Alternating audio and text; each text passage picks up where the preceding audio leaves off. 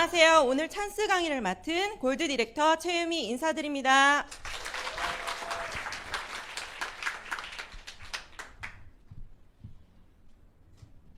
네, 저는 가입을 한 지 꽤 오래된 사업자예요. 그런데 왜 성장을 빨리 하지 못하고 지체됐는지 고민하고 항상 망설이고 결단하지 못하고 행동하지 못했기 때문에 성장이 매우 느렸었거든요. 그것들을 깨뜨리면서 제가 성장할 수 있었던 이야기들을 함께 나눠보겠습니다. 저도 젊었을 때는 꿈이 많았어요. 미생물학과를 나와서 연구원이 되어서 멋있게 연구원으로서의 생활을 꿈꿨습니다. 그런데 녹록지 않았어요. 우선 한 5평에서 6평짜리 좁은 실험실에서 정말 증류수 떨어지는 소리, 그 다음에 기계의 반복되는 소리, 그런 것들 속에서 계속 있자니 너무 힘들었어요. 이거는 내가 할 일이 아니야. 너무 답답했어요. 아침에 새벽에 가서 밤늦게 들어가야 되는 삶. 다행히 제가 그때 학부생이어가지고 빨리 터닝을 할 수 있었어요. 그래서 얼른 교수님께 말하고 도망 나왔어요. 그리고 나서 내가 뭐를 할 수 있을까? 그랬더니 그래, 교육 괜찮아. 내가 학생들 한번 가르쳐보자. 이러면서 생물교육과로 진로를 변경합니다. 그래서 학생들을 열심히 가르쳐야지 했는데 웬걸 임용고사를 봐야 되잖아요. 공부하기 싫은데. 그래서 임용고사를 준비해야 되지만 더욱이 교사들을 뽑는 숫자가 매우 적었습니다. 저 때는 대전광역시 같은 경우에는 중고등부 생물교육 교사를 1명에서 2명 정도 뽑았거든요. 그러니까 제 친구들이 노량진 가서 내려오질 않아. 그냥 고시 공부만 하는 거죠. 이것도 내 길이 아니야. 나 뭐 하지? 근데 딱히 배운 게 생물, 미생물이기 때문에 학원 강사 생활을 하게 되었습니다. 만족스럽지는 않지만 그래도 열심히 했어요. 그런데 그때 때마침 군인인 남편을 만났습니다. 그 남편이 하는 말이 나랑 결혼하면 너가 하고 싶은 거 다 하고 살 수 있어. 돈 안 벌어도 돼. 저는 그 의미가 뭔지 몰랐어요. 근데 돈을 벌기 싫었으니까 돈 안 벌어도 돼? 하고서는 화딱 결혼했습니다. 너무 순진했죠. 그랬더니 웬걸 1, 2년에 한 번씩 이사를 다니니까 돈을 못 벌어요. 그리고 저는 남편하고 결혼하면 돈도 자유롭게 쓸 수 있을 줄 알았어요. 그런데 그 받은 월급이 통장에서 채 마르기도 전에 뭐 카드값이나 아니면 가족 행사비 아니면 뭐 보험비 이런 데로 다 스쳐 지나가요. 제가 만질 수가 없어요. 그래도 티끌 모아 티끌이었죠. 그래도 여기저기 아껴서 쌈짓돈을 모았습니다. 남들은 쌈짓돈 모으면 뭐 하나요? 멋있는 전자제품도 사고 그것들 종잣돈으로 만들어서 주택에 구입하는 데 도움도 주고 이러잖아요. 저는 뭐 했을까요? 네, 이사를 다녔습니다. 네, 그 쌈짓돈을 모아서 이사 다녔어요. 비록 나라에서 이사 비용을 좀 대주기는 했어요. 하지만 뭐 이사 청소비나 아니면 뭐 비대 설치비, 정수기 설치비 이런 거 절대 안 주거든요. 그런 돈으로 다 소비되어 있었습니다. 그래서 저는 솔직히 남은 돈이 없었어요. 제가 잘 쓰는 것 중에 하나가 마통. 마이너스 통장 없으면 저는 살 수가 없었어요. 그 삶에 익숙해질 즈음에 그 삶에 익숙해졌고요. 그렇게 돈이 없어도 그래도 관사가 있었으니까 그냥 살만했어요. 왜냐면 누일집이 있으니까. 그런데 동창회만 나가면 배가 그렇게 아파. 왜? 나만 집이 없어. 다 집이 있는데 나만 집이 없는 거야. 그래서 저도 뭔가를 해야만 했어요. 그런데 아이가 셋. 어린아이가 셋이고 1, 2년에 한 번씩 이사를 다니니까 제가 뭐를 할 수 있겠어요. 그냥 살림만 하는 거죠. 가난하고 검소하게 살면서 불만족스럽게. 네, 그렇게 해서 새아이의 육아를 혼자서 독박 육아예요. 왜? 남편 군인들은요 별 보고 출근하고 별 보고 퇴근하거든요. 저도 잘 못 봐요. 제 셋째 같은 경우는 저 혼자서 애도 낳았어요. 의사 선생님이랑 저랑 둘이. 남편 어디 갔냐고 했더니 저기 북한 쳐들어온다고 해서 갔어요. 이렇게. 네, 그렇게 해서 아이를 낳았고요. 그 아이 3명을 혼자서 키우고 혼자서 살림하면서 제 정서적으로 육체적으로 고갈됐어요. 그러니까 예전에는 그래도 건강하다고 믿었던 제 몸이 너무너무 아파지기 시작합니다. 또한 이 고단함과 스트레스를 뭘로 풀어요? 저 먹는 거 되게 좋아하거든요. 오직 먹는 걸로 풀었습니다. 네. 폭식 먹고요. 그 다음에 야식 이런 걸로 주로 다 그렇게 해서 먹었습니다. 그렇게 되니까 저렇게 사진처럼 저런 몸이 되더라고요. 그러니까 56kg에서 72kg까지 찌더라고요. 그게 몸무게뿐만이 아니고 짜고 맵고 이런 것들을 먹다 보니까 저거 솔직히요 사진 이렇게 늘린 거 아니거든요. 저게 제 모습이더라고요. 그나마도 어디 행사 있어가지고 되게 이쁘게 차려입고 간 거예요. 저는 저 사진밖에 없어요. 그나마 꾸미고 간 사진이 저거라서. 그동안은 사진을 못 찍었죠. 왜? 자존심 상하고 내 모습이 싫었으니까요. 건강은 어땠을까요? 건강 너무 안 좋았어요. 저는 비염이 되게 심했거든요. 그런데 그렇게 안 좋은 습관, 안 좋은 식습관을 계속 반복하다 보니까 비염이 너무 심해져서 저는 비강이 붓는 비염이거든요. 코가 늘 있는 것 같아서 항상 코를 풀었어요. 그랬더니 하루에 화장지를 한 통씩 쓰는 그런 습관이 안 좋은 습관이 생겼죠. 그렇게 안 좋아서 결국은 비강에 종양이 생겨서 수술을 했어요. 네, 그때 다행히 또 양성이었기 때문에 제가 여기 이 자리에 있는 것 같아요. 그때 제가 나 건강을 정말 챙겨야 되는 시점이 왔구나 이렇게 생각을 했어요. 그런 엄마로부터 태어난 아이 셋은 건강했을까요? 아니요, 아이 셋들도 다 비염이 있었어요. 그 중에서 셋째 아이는 제일 심했어요. 여기 보시면요, 이렇게 가제수건을 항상 목에 둘렀는데요, 이 아이도 코로 숨을 쉴 수가 없었어요. 그래서 항상 침이 정말 줄줄줄줄. 그래서 이걸 하루에도 몇 번씩 갈아줘야만 했는데 이 아이는 정말 심해져서 나중에는 비염이 중이염으로 심해졌어요. 중이염 아시죠? 치료법 소염제 아니면 항생제. 제가 배운 게 미생물이다 보니까 항생제의 독성이나 내성이나 위험성 이런 것들을 알고 있지만 당장 내 아이가 너무 아프니까 방법이 없어요. 엄마는 그냥 무능해요. 의사 선생님이 처방해 준 대로 그냥 먹일 수밖에 없었어요. 그게 6개월이라는 시간이었어요.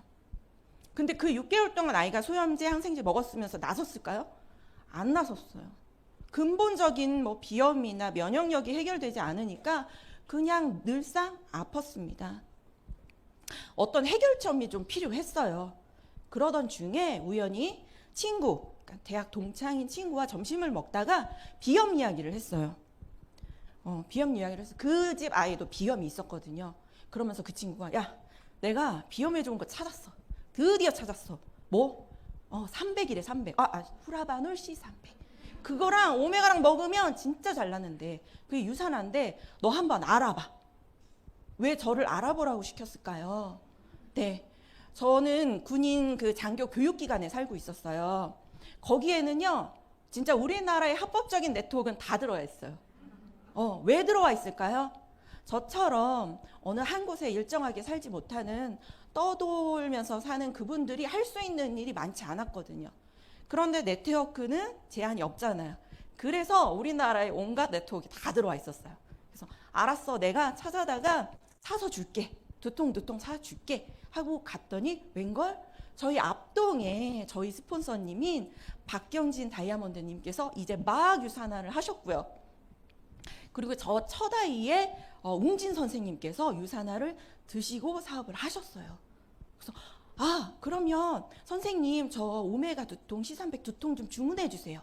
그렇게 말씀을 드렸더니 선생님께서 아니 이거 그렇게 주문해서 먹는 거 아니야. 가입해서 먹으면 훨씬 싸. 그럼 저는 좀 귀가 얇았거든요. 저 전공 계속 바꾼 거 보이시죠? 되게 얇았어요. 그래서 그래요? 그러면서 가입을 합니다. 뭘 알고 가입한 건 아니에요. 그런데 또 왠지 소비자보다 사업자가 좋아 보여. 왜? 캐시백을 준다니까. 그래서 당연히 사업자로 가입을 하게 되었습니다. 뭘 알고 가입한 건 아니에요. 그리고 가서 제품을 사서 친구한테 갔어요. 야, 두 통, 야, 먹어. 근데 나 가입해서 싸게 먹을 수 있어서 가입했거든. 너도 가입해. 그랬더니 그 친구가 좀 착했거든요. 저한테 매번 배달해서 먹기가 불편했던지 그래 알았어, 나도 가입해서 먹을게. 그래, 가입하는 김에 우리 리셋도 같이 해보자. 너도 안 좋고 나도 안 좋으니까. 그렇게 해서 리셋을 하면서 사업자로 2014년도에 가입을 하게 되었습니다. 그 뒤로 이 아이 3명은 어떻게 됐을까요? 너무 건강해졌죠.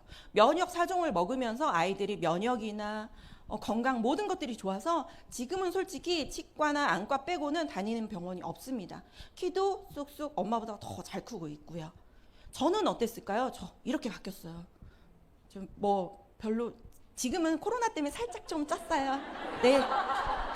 다시 뺄 거지만 저렇게 좋아졌습니다. 이거는 또 길게 느린 거 아니에요. 네. 이렇게 좋아지면서 제 감동을 전달하기 시작했습니다. 사업이 잘 됐을까요? 네, 잘 됐으면 얼마나 좋았을까요? 잘 되지 않았어요. 왜냐하면요, 시작은 쉽게 했지만 제가 알고 시작한 게 아니잖아요. 항상 뭔가에 행동할 때 고민이 되고 망설여지고 우선순위가 아니었어요. 온전하게 유산화 사업을 하지 않았어요. 그래서 스폰서님이 우리 뭐 해요? 그러면 저 바빠요. 뭐 해요? 저 오늘 없어요. 그러니까 우선순위가 아니니까 제 취미보다 우선순위가 아니었어요. 살림, 남편, 아이 다 팔고 취미도 팔고 다 결국엔 오늘은 기분이 나빠서 안 해요. 이 정도였어요. 스폰서님 입장에서는 얼마나 답답하셨을까요? 죄송해요 정말. 네, 그렇게 걱정과 망설임이 지속되니까 제가 성장할 수 없었습니다. 2014년도에 가입했는데도요 계속 그대로였어요. 그런데 제가 언제 바뀌었냐면요, 2018년도 뭐가 있었나요? 아시아 컨벤션이 있었어요. 그 아시아 컨벤션과 2019년 글로벌 컨벤션을 다녀오면서 제가 무언가 바뀌었습니다. 그 컨벤션을 통해서 제가 회사의 비전을 정확히 봤어요. 이 회사가 얼마나 대단한지를 봤고 내 우선순위가 어떻게 바뀌어야 되는지를 정확히 알게 됐습니다. 그리고 제 결단에 확신이 생기게 되었습니다. 그러면서 진짜 제대로 해봐야겠다. 정말 4년 지나서 이 마음을 먹었다니 정말 답답할 노릇이죠. 네, 여기 계신 분들은 저처럼 하시면 정말 안 돼요. 그렇게 해서 2019년도에 나 어떻게 하면 성공하지? 그 갔다 온 친구, 저에게 유산화 브랜드를 말해준 그 친구랑 같이 고민을 해요. 우리 뭐 할까? 뭐 해야지 성장하지? 그랬더니 딱히 답이 없어요. 그래서 우리 그냥 시스템 다녀보자. 왠지 시스템이 답일 것 같아. 우리 온전하게 참여하자. 예전에는요 그냥 내가 선택적으로 참여했어요. 기분이 좋으면 월요일 지사도 가고요. 1박 2일은 하루 자니까 싫어서 안 가고. 네, 그렇게 선택적으로 내 집 앞에 있으면 하고 멀으면 안 가고 이렇게 시스템을 참여했다면요, 그 컨벤션 이후로는요 모든 시스템에 온전히 참여하기 시작합니다. 월요일 지사교육, 그 다음에 홈미팅, 그 다음에 1박 2일 워크숍, 그리고 성장 프로그램인 RTS, 그리고 유니스타즈 줌미팅부터 해서 모든 프로그램에 다 합류를 하게 되었습니다. 그 속에서 제가 점점 단단해지기 시작했어요. 그리고 유산화는요, 제가 보니까 제가 망설이고 결단하지 못했던 것들은 이 마인드가 부족해서였던 거예요. 이 마인드를 조금 키워야 되겠다라고 생각을 했어요. 그래서 그 마인드를 키우기 위해서 우선은 리더스들의 녹음 파일을 반복해서 들었습니다. 그들이 무슨 생각을 하고 있는지, 나에게 무슨 메시지를 주는지 그렇게 반복해서 듣고 독서, 유맵 그런 것들을 반복했습니다. 그리고 제가 행동력이 많이 부족해요. 게으르거든요. 미루고. 그런 것들을 이렇게 다이어리를 통해서 저희 습관을 점점 고쳐갔고요. 그리고 성장하고자 하는 그런 간절한 마음가짐이요, 저를 불가능한 것들을 가능하게 만들더라고요. 새벽에 나가고 멀어도 가고 아파도 나가고 되더라고요. 제가 예전 같았으면요 새벽이 웬걸 8시까지 자야지, 그리고 멀어서 못 가요, 아파서 못 나가요, 이렇게 했겠죠. 그런 것들이 다 저를 바꾸게 만들더라고요. 그 속에서 성장을 했고요. 그 가운데서도 유산화는 내가 꾸며 나가는 내 사업이다라는 생각으로 열심히 합니다. 그전에는요 스폰서님 뒤에 숨어서요 스폰서님이 해주세요 막 이렇게 얘기를 했다면 지금은 내 사업이니까 내가 주도적으로 생각하고 행동하고 이끌어 나가기 시작했어요. 그렇게 해서 성장을 해서 결국 골드 G급으로 승급을 하였습니다. 네, 저만 승급했으면 좀 아쉬웠을 거예요. 그런데 친구이자 같은 과 동기이자 파트너인 이영주 골드님도 함께 같이 승급을 하였습니다. 이 친구분이 브랜드를 알려준 아주 고마운 친구예요. 네, 지금도 어이없어 해요. 제품 사오라고 했더니 가입해서 왔다고. 네, 그래도 이렇게 해서 둘이 동반 성장을 했고요. 이 사진은요, 정말 제가 좋아하는 사진 중에 하나. 이 왼쪽에는요, 예전에는요, 그냥 다 똑같은 동네 아줌마였고요. 5,000원 한 장 쓰기 되게 어려웠던 군인 가족들이었는데요. 시간 속에서 이 메달들이 다 바뀌었어요. 예전에는 저 빼고 다 실버 메달이었고요. 저 집어. 그리고 저 다 골드였는데 그때 저 실버. 막 이랬었는데요. 지금은 이제 루비, 그리고 다이아몬드, 루비, 그리고 저 골드. 그럼 앞으로 2년, 3년 후에는 어떻게 메달 색깔이 바뀔지 상상이 가시겠죠? 되더라니까요. 시간 속에서 다 되더라니까요. 그리고 저거는 2018년도 아시아 컨벤션 사진이에요. 아무 생각 없이 찍은 사진인데요. 지금 시간이 흘러서 보니까 다 골드야. 다 골드고요. 거기에 지난주에는 루비로 승급하신 리더님도 나오셨어요. 그럼 시간 속에서 저 사진이 나중에 루비로 다 바뀌겠죠. 저는 그거를 매우 기대하고 있습니다. 이렇게 해서 계속 성장 하고 있고요. 근데 가끔 유산을 할 때 힘들 때 있어요. 그럴 때 저는 이 문구를 좀 생각을 해요. 내가 만약에 유산을 하지 않았으면 아마 이 문구를 보면서 평생 후회했을 거예요. 아, 유산을 제대로 할 수 있었는데, 망설이지 않고 유산을 했어야 했는데, 유산을 진짜 해야만 했었는데, 이런 후회 하지 않으셨으면 좋겠어요. 정말 후회하신다니까요. 그래서 망설이지 말고 걱정하시지 말고 결단해서 행동하시면 좋겠어요. 사람 인생에서 가장 후회하는 어리석은 행동은요, 기회가 있을 때 저지르지 않는 행동이에요. 네, 그냥 저지르세요. 너무 고민하지 마시고요. 결단하시고 행동하셔서 성공하시길 진심으로 응원드리겠습니다. 감사합니다.